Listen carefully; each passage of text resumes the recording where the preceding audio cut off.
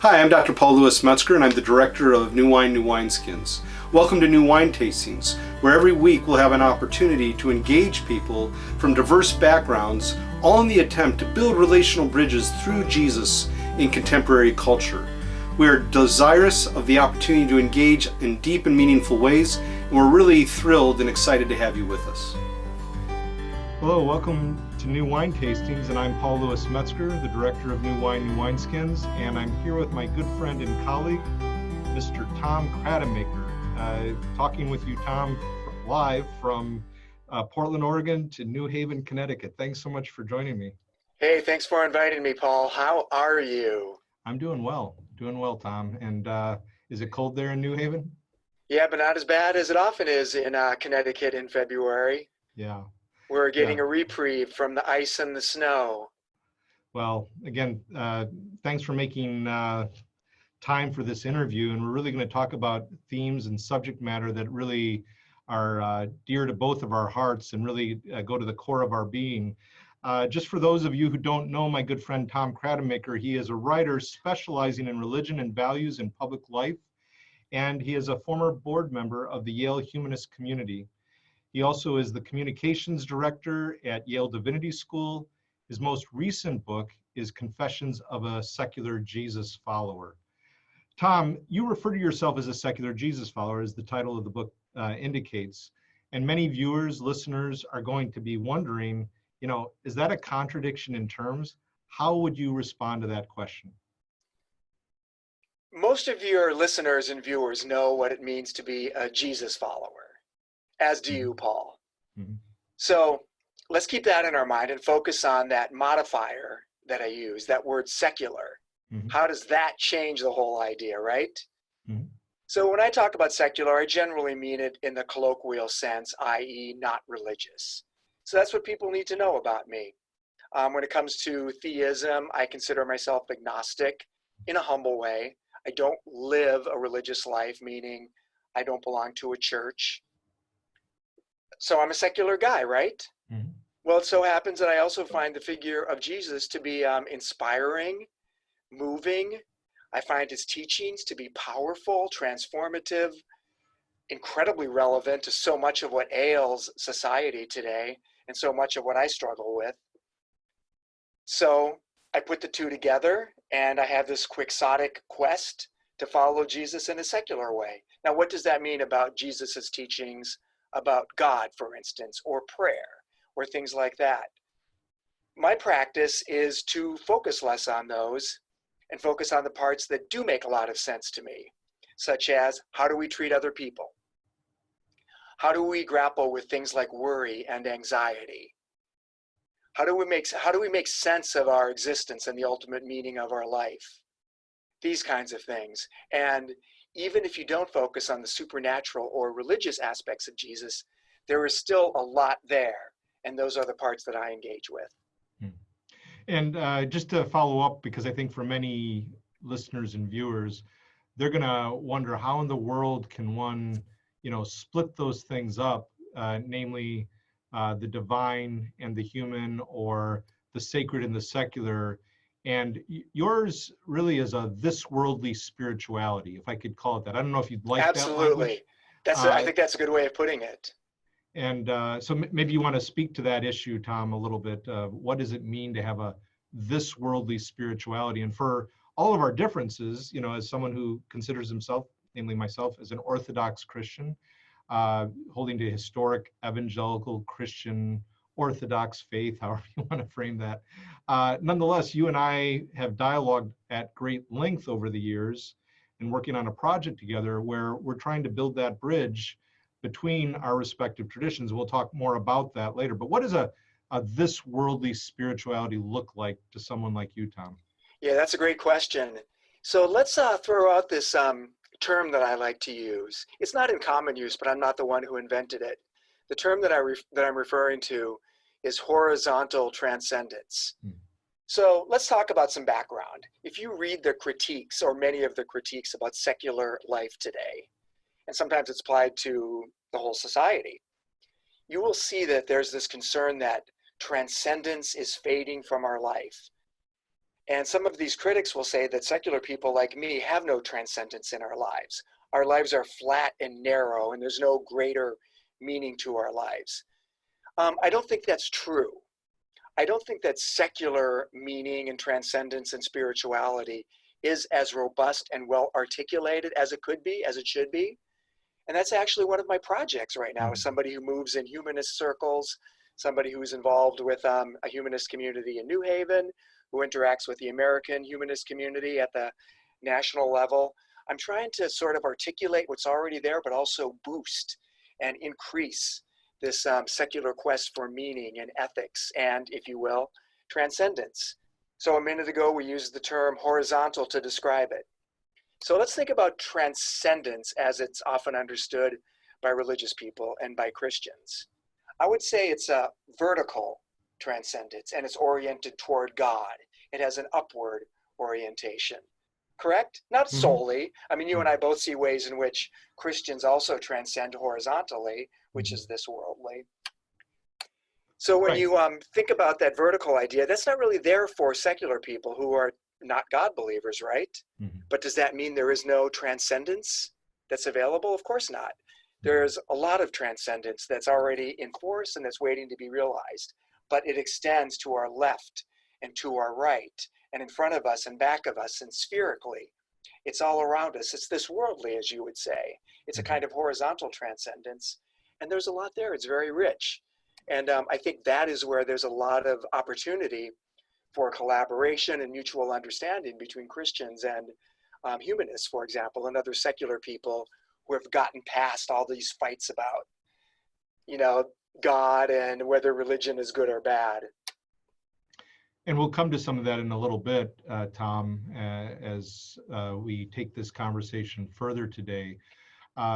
You know, as you're speaking about it, you know, I think otherness comes into mind, and not just the other person next to me, but there's something still, is in my interactions with you, that there's something there that's beyond even the other individual that I might be having coffee with and myself. There's something there that I think for you, you're aware of. What that is, you're not wanting to say, oh, that's the divine dimension, vertical transcendence, or however you want to frame it.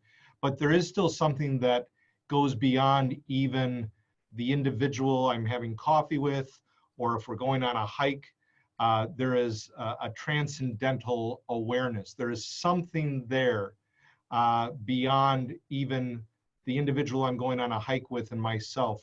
What it is, can't say, but there is still something there. And I'm not even trying to put it on a vertical dimension. Would you agree with that when you take a nature walk or when you're having coffee with someone, that, you know, your ideals of humaneness, that's something even beyond you and that other individual? I'm just trying to help viewers, listeners, and even myself try to get even a better grasp of this idea, because I'm fascinated with it. We need to get outside of ourselves, right? Little background for you. I used to really stumble over the term spiritual or spirituality. And I used to associate it with things that I'm not big into, like 1990s thinking about crystals and New Age and all that. And so I connected spirituality with those things. And I'm like, no, I'm not spiritual. Or maybe I think to myself, or say, I don't even know what people mean when they say spiritual. But a few years ago, I heard a really simple but powerful definition of it, and it really resonates with me. It's the idea of being connected to something bigger than yourself. Getting outside of your own self-centric existence. And so in some of the writing I've been doing and some of the talks I've been giving, and as I explain this vision of secular transcendence that I talk about, there's a way of thinking about it as follows. It's realizing that life is more than me, more than here, more than now. And it's about extending ourselves to other people and to all of life. It's about extending ourselves on the timeline, which means building on the great riches of the past, but also looking to the future and thinking about generational responsibility.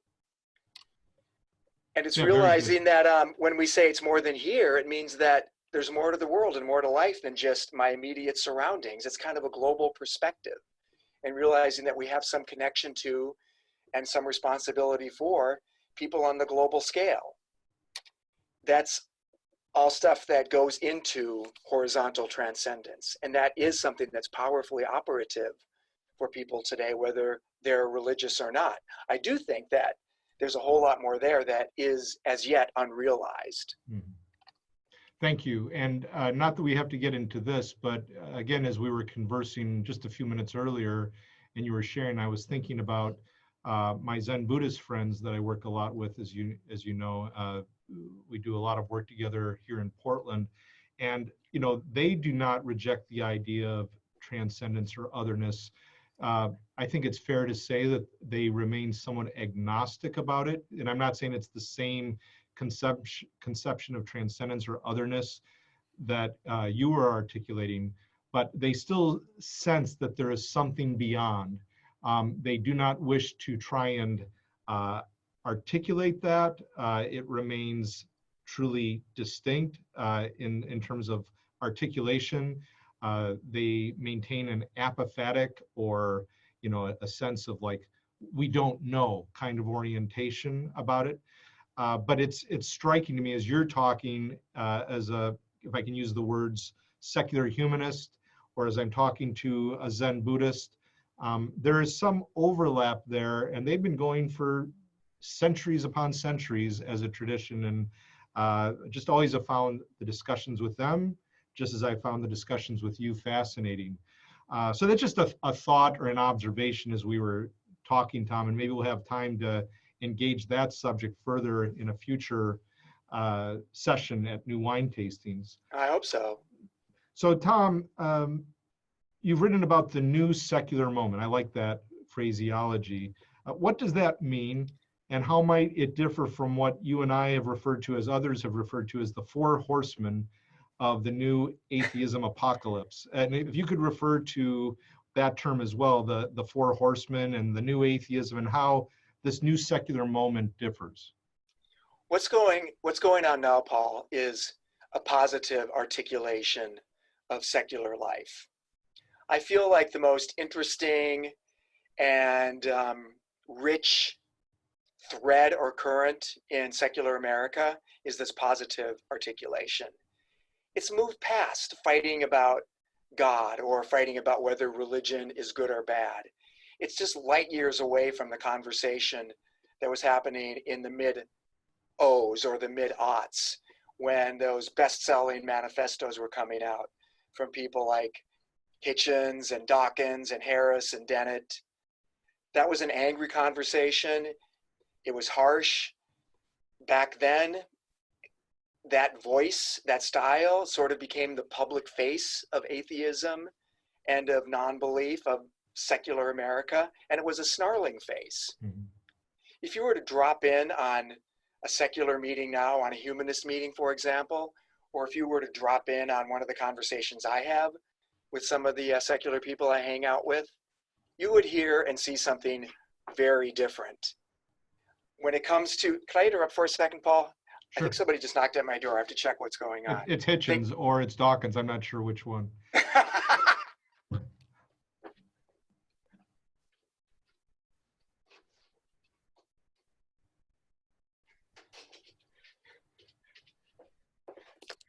I had a poster attached to my door and it just fell off. Oh, I see. I think it was the ghost of Hitchens. Yeah. So anyway, you're going to do some editing so I can pick up with, yeah, it really distracted me. Thanks for understanding, Paul. Oh, that's fine. And, you know, whether or not we edit, it's all good content. So just if you wouldn't mind just picking up that if you go to a humanist meeting right. today, it would be a much more irenic, genteel, engaging kind of presentation and articulation. So if you were to drop in on one of the humanist meetings I go to or speak at, or one of the conversations I'm often having with other secular people and humanists, or if you were reading the articles in the American Humanist Association magazine, for example, you would see that the conversation is very, very different from what was going on in the mid-aughts with these four horsemen.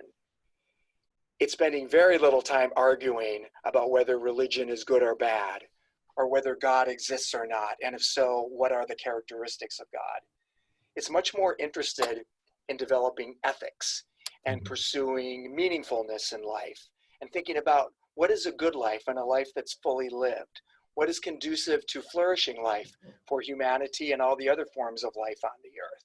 Sure, there's going to be some concern about what secular people would consider to be inappropriate encroachments on the separation of church and state, for example, or inappropriate invocations of religion and politics. And they might even roll their eyes together if somebody said something obnoxious. I'm not saying that's all gone away, but the conversation is very different. And when you think about the 4 best-selling authors who dominated the conversation 15 years ago, they've kind of moved on. You know, Sam Harris is one of them. He writes about very different things now. He had a book a few years ago about the benefits of meditation, very different from his book, The End of Faith. Mm-hmm. Dawkins is still around, but he said and did a lot of dumb things and discredited himself and sort of marginalized himself. Hitchens died. He's gone. And Dennett has sort of retired and barely heard from anymore. So the people who are leading this front edge of the atheist and agnostic and secular conversation are interested in very different things. And it's a much more positive kind of conversation. And frankly, it spends a lot less time castigating religious people, and it's a lot friendlier toward religious people. Mm-hmm. Yes, and certainly that's the case, and it's the case with you and how you engage. And you may recall that I joined you one Sunday for your meeting there for the Humanist Society in New Haven when I was out there doing research at Overseas Ministry Study Center back in 2018. So yes, absolutely. It was a very ironic, gracious engagement, and really seeking to find meaning, transcendent meaning in the secular. And again, I can understand how many of those who will watch or listen will struggle with some of those categories. I always encourage people in my own network to try and be inquisitive, not inquisitional, and really try and enter in and understand, to hold firmly to our convictions as Christians, but also to really explore and build bridges where we can. And I say that from Bridgetown, which you are very familiar with, having lived here for many years, working here and writing for. Yeah, well, we miss you here, Tom. It was a big loss to Bridgetown when you headed out for colder winters and such. Cold in multiple ways. No, just kidding. Right, yeah. Portland's a nice place and very friendly. Yes. So again, the new secular moment, and we'll have a new or other opportunities to engage this theme in future sessions that we do together. So I won't go any further into that right now. But speaking of apocalypse, because we talked about the 4 horsemen that you find in the book of Revelation, and people have associated the 4 figures that you've mentioned with those horsemen in the book of the Apocalypse of John. Speaking of apocalypse, you recently wrote an article, and it was for the Humanist, about the Roaring Twenties. And this isn't going back to the 1920s and Fitzgerald and company. Rather, this is related to the crisis that many of us are accounting for related to the global environmental travail. And so do you want to speak to that article a little bit, Tom, about the Roaring Twenties? And then I'll ask you a question or two about this theme of the apocalypse related to the environment. Sure, it's a fascinating topic and a sobering one too. But I was thinking a few weeks ago about, wow, it's a new decade. That the teens are over and now it's the 20s. And I was thinking back to the 20s of the previous century and how they called it the Roaring Twenties, right? And then I started thinking about these fires in Australia that have been going on, and in California not too long before that. And when you read or listen to the descriptions of people who were around them, they talk about these roaring fires. And I was thinking about how that term roaring often is used for really, really big and bad fires. You know, it makes a sound and it sounds like roar. I thought Roaring Twenties, and wow. You quoted someone in your article saying that in Australia, right? I mean, that's right. Roar, multiple people. And an apocalypse. And they went through some harrowing experiences that probably looked and felt like the apocalypse. Mm-hmm. And they worry that more are coming, even worse apocalypses and worse roaring fires. So I started thinking about what this new decade is going to be about, and came up with that idea of calling it, the new Roaring Twenties. But roaring doesn't refer to boisterousness or glitz or things that we associate with the 1920s, but something much more sobering. And so many will tell you that the 2020s are going to have to be the decade when humanity really takes concerted action to address this looming crisis. I agree with that. Some would posit that this past decade was the decade when not everyone, but much of the world woke up to the reality of it. If that's true, then I think this new decade has to be the decade of action. I'm haunted too by looking back at the 20s of 100 years ago and thinking about the way that decade ended. It ended in disaster. It was this cataclysmic stock market collapse. I want to make sure that this decade doesn't end in disaster. Mhm. And the article received such a favorable response in your circles that they asked you to develop it even further, if I'm not mistaken. Is that correct? Yeah, the magazine. So the article that I shared with you was in the online version, and they've decided to have me beef it up for the print version. Mm-hmm. And, here we are in Portland, or I'm in Portland, and, sometimes when I'm engaging fellow evangelical Christians, they really struggle that I have put an emphasis on such themes as climate care, climate change, global climate change, saying how it's in large part, human caused. They feel it's a distraction from the good news of Jesus Christ, and I certainly don't think that. I think it's bound up with it. And I have said, well, if you're engaging a secular community, not that we would do it for bait and switch purposes, hopefully it's a deep value of ours from our own Christian faith or my faith.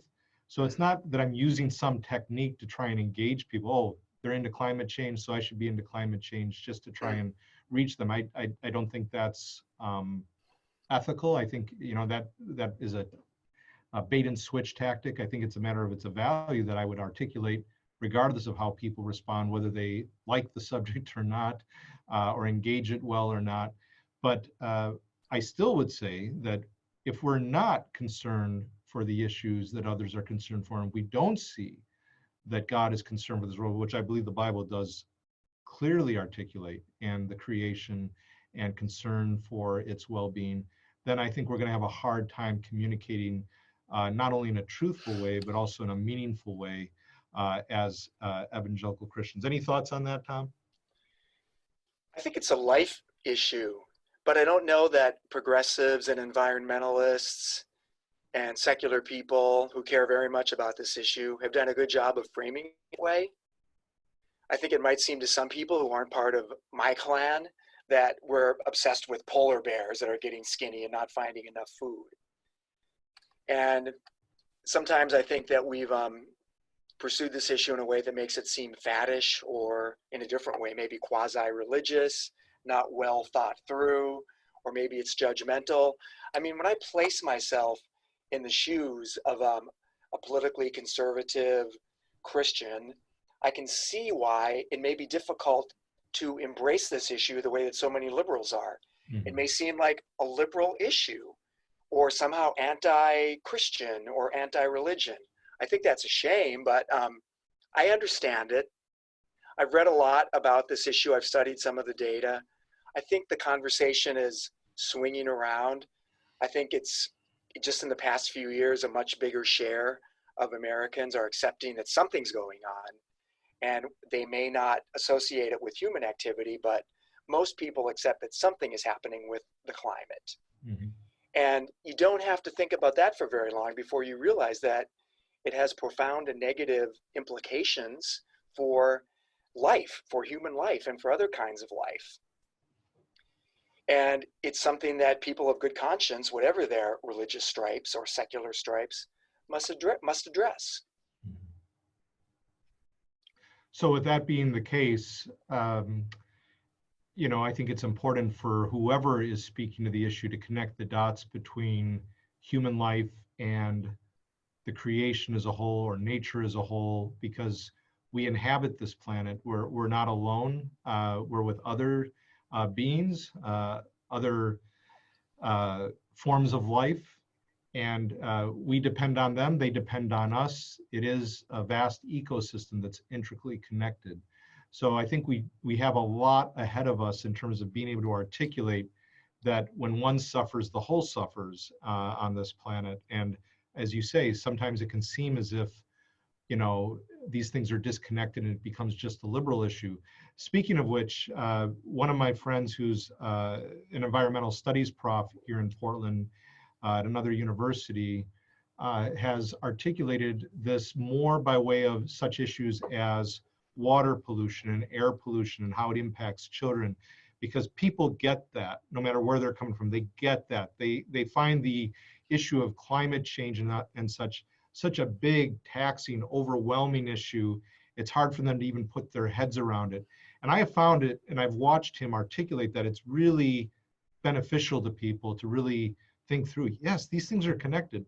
Water pollution and children's well-being, air pollution, children's well-being. And I think that's further to what you were saying, Tom, just a few minutes ago.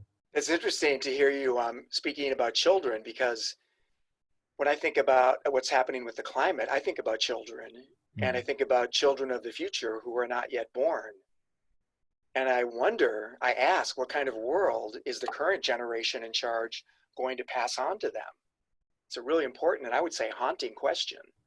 And even if we're concerned for legacy, you know, we're footnotes to history, and what kind of footnotes will they see us as being? Not that we should simply be thinking about how are we viewed. We should be ultimately concerned for care for them and what we're leaving them with. But, you know, we do need to ask ourselves, you know, what kind of legacy are we leaving, and how will we be viewed? How are we being viewed today? And that takes me back to that question about evangelical Christian witness. You've heard me say before, the verdict that Jesus rose from the dead, or the evidence demands a verdict that he is Lord. The verdict that he's Lord demands evidence in our lives that he is Lord. One of my favorite lines from Paul Louis Metzger. Oh, thanks, Tom. Thank you.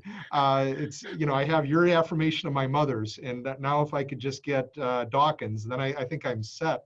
Well, I don't know if that's going to happen. Yeah, but I'm grateful just to have yours, you know, very much so.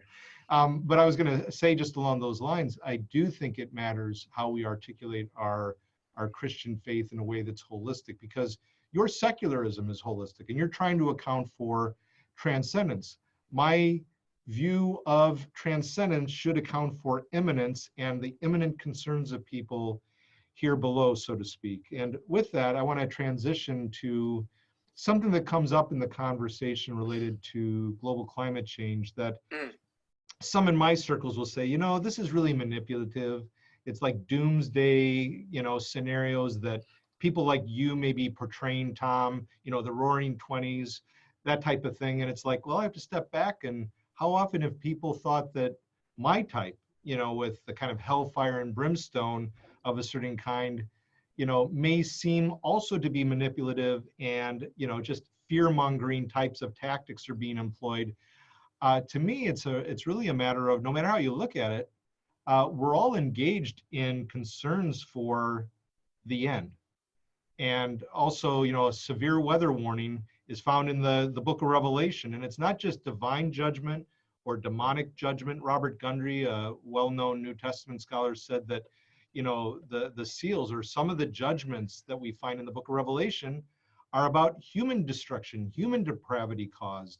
And so, you know, that's where you and I, for example, we might differ on the divine judgments, the demonic judgments and such, but we might have something in common here about the human judgment based on human depravity, human waste, greed, which I believe is a big theme in the apocalypse of John. So just thoughts on that, because I think we have to be careful on our side of pointing the finger. Yeah, and I have to be careful too. I have to watch myself. I mean, I need to make sure that I don't go too far with preaching, quote unquote, gloom and doom and warning people that the end is near. You know, maybe a couple times I've gone too far with that. It seems entirely possible that I've done that. You have to be careful, because it's important to give people accurate information about what's at stake. But if it's too big and too scary, human psychology is such that people will shut down. It'll seem like, I can't process this, I can't handle it. I need to be careful. I think all of us need to be careful not to go that far. We can't go on like it's a fait accompli and that we're all doomed, because we need hope if we're going to take action, and we don't want to kill hope. Then things probably are going to be all lost, and it could become a self-fulfilling prophecy. Mm-hmm. We don't want to manipulate people. Need to make sure that I need to make sure that the information that I'm giving out is accurate, that it's not exaggerated. Need to watch out so that I'm not being judgmental or wagging a finger at people, because that's not effective. I mean, whether it's justified or not doesn't matter. If somebody's on the receiving end of that and they're not already persuaded, I'm just going to end up like alienating them, which is the last thing that I want any of us to do who care about this issue. Mm-hmm. You know, I have to be somewhat sympathetic. The issue is hard. Mm-hmm. It can seem overwhelming. And when you start to unpack it and reverse engineer it and think about what needs to be done, it's very daunting. I mean, I've come to see ways in which it's more probably doable, and it's not such a scary thing to change our lives to address this. But I get that for many people, it seems impossible, and it seems like the cost of changing is so high. And need to be careful not to be overly judgmental about people who are in that mindset. It's understandable. And in the article, you do a really good job of, toward the end of the Roaring Twenties article, speaking to particular issues, concrete issues that one can engage so that it's not overwhelming. Because, you know, if we see it as like so far beyond us, we just, as you were alluding to, get paralyzed and Paralyzed, get polarized. Right. Polarized too. That's a whole other issue about this. Right. And so I think that, you know, it's really good for readers to engage that. And I will make available a link to the article when I post it at Facebook and such, that, namely this video. But give us the full title of the article and where they can find it online, at least the online version, Tom. The New Roaring Twenties is the article. They could find it at The Humanist magazine online, or they could find it at my website, tomcrottonmaker.com. I know, don't ask me how to spell Crottonmaker. It's a long name. You can put it in the program notes. So it's easy to find that way, or just by Googling, you know, my name and New Roaring Twenties. Great. Hey, and while they're there, check out some of the other things in The Humanist and right. juxtapose them with, you know, the angry voice of the so-called new atheists of 10, 15 years ago. Right. And I just want to go back and say, Tom, thanks as well for your self-awareness and, you know, self-critique that we all need, because you'll say, you know, I have to be on guard. I need to be self-aware. How is it that what I'm conveying may really shut someone down? And that's not at all what you're about. As someone who's an expert on evangelical Christianity, as you are with your other books that you've written over the years, you write for the USA Today, often, not always about evangelical Christians, but you've done many articles over the years as a religion columnist at USA Today. But you really try and understand the other as a very ironic journalist. And I say that because I mean it. I don't window dress. I don't use fluff. I just, the way I see it is how I articulate it. I'm just extremely grateful for your professionalism. Well, I appreciate the acknowledgement. I'm not perfect about it, but I do see it as a form of transcendence, if you will, and a way that one gets outside of oneself, and that is to consider the perspective of people who are very different. Yeah, thank you. We just have one or two more items to discuss here today. And you and I have talked about related subjects on this theme of secular transcendence, the new secular moment, a religionless spirituality, thinking of Bonhoeffer with, you know, a Christianity beyond religion. Jesus is the man for others. The church is a community for others. So there's some bridge building that can be done here. Clearly. And we need to go there. And I know we'll be talking about this in the future. I hope we can break new ground in future interviews, Tom, and build bridges of understanding. Maybe religious types like me can learn to communicate our faith more effectively in the new secular moment as a result of these conversations. Any closing thoughts on this subject that you have, Tom, for those watching and listening?